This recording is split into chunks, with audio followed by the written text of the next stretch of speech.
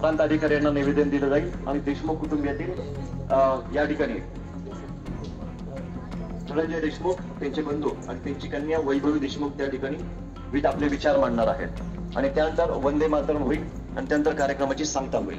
व्यासपीठावर किंवा मोर्चामध्ये कुठलीही राजकीय व्यक्ती, संस्था, संघटना, मंडळ यांनी सहभागी व्हायचंय, परंतु त्या ठिकाणी सर्वांनी तुम्ही आज धनंजय मुंडे ज्या पक्षाचे आमदार आहेत त्या पक्षाच्या अध्यक्षांच्या मतदारसंघात त्यांच्या गावात आला, पक्षाच्या अध्यक्षांना काय सांगा? मी आज खरं तर जी बीड जिल्ह्यातली पार्श्वभूमी आहे गुन्हेगारीची, त्या संदर्भात मी थोडं स्पष्टीकरण देतो तुम्हाला। बीड जिल्ह्यामध्ये जी कायदा आणि सुव्यवस्था आहे, त्या कायदा आणि सुव्यवस्थेमध्ये जो हत्या झाली त्याच्या अगोदरचा कालखंड असा होता की कुठलीही गोष्ट जी चुकीची झालेली आहे ती वेळेत तिला त्याच्यावर ताबा मिळवला नाही, चुकीला चूक म्हणलं गेलं नाही, म्हणून जी गुन्हेगारी जी तिथं वाढलेली आहे, जे अपहरणाचे प्रकार वाढलेले आहेत, या हत्या होण्या अगोदर जे स्टोर इन्चार्ज आहेत शिंदे साहेब आणि स्टोर मॅनेजर त्यांना अपहरण केलं होतं 28 मेला। त्यावेळेस जर ऍक्शन घेतली असती यंत्रणेनं तर ह्या पुढच्या कुठल्याही घटना घडल्या नसत्या, किंवा तिथं जी गुन्हेगारी वाढलेली आहे त्याला राजकीय पाठबळ पण दिलं गेलेलं होतं, हे वेळोवेळी सिद्ध झालेलं आहे। सगळ्या गोष्टी देशमुख कुटुंबियांना सांगायच्या आणि त्या ऐकायच्या यापेक्षा प्रत्येकानं आपल्याला जे काही भूमिका आहे आपली किंवा आपले जे काही अधिकार आहेत ते जर राबवले, ते जर प्रत्यक्षात आणले तर ह्या गुन्हेगारीला कायमचा आळा बसेल, एवढंच मी इथून बोलतो। जवळपास 3 महिने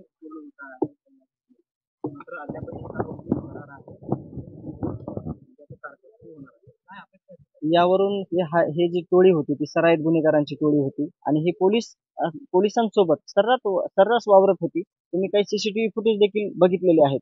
307 मध्ये फरारी असणारा आरोपी हा जो कृष्ण आंधळे आहे तो मागच्या 2 वर्षापासून फरार आहे, तरी पण केज पोलीस आणि धारूर पोलिसांचा सर्रास त्याचा वावर होता।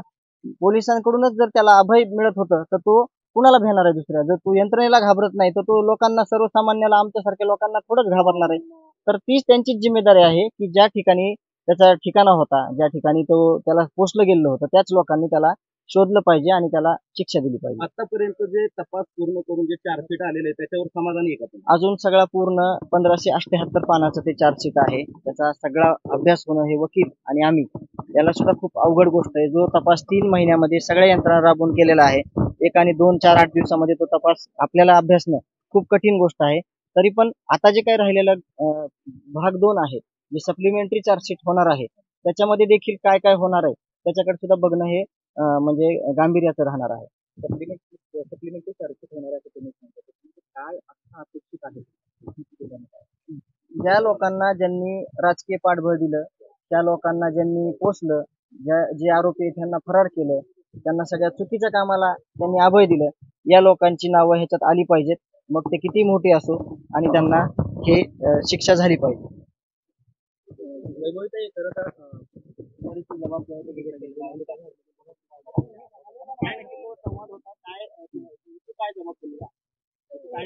याबाबत तर मी नंतर बोलेल, पण आज आम्ही या बारामती समोरच्यामध्ये समजा माझ्या वडिलांची जी माणुसकीच्या दृष्टीने जी हत्या झाली आहे आणि बीड जिल्ह्यातील जी वाढणारी गुन्हेगारी आहे, आमचा फक्त म्हणजे आम्हाला कुणावर राग नाहीये, द्वेष नाहीये, फक्त आम्हाला एवढं वाटतं की माझ्या वडिलांची ज्यांनी हत्या केली किंवा त्यांना मदत करणारे जे कोणी असतील किंवा ते प्रशासनातील लोक असतील किंवा इतर कोणी असतील त्यांना सुद्धा यामध्ये सहारोपी करावा, आणि कारण की जी घटना आज घडली आहे ती नंतर घडू नये।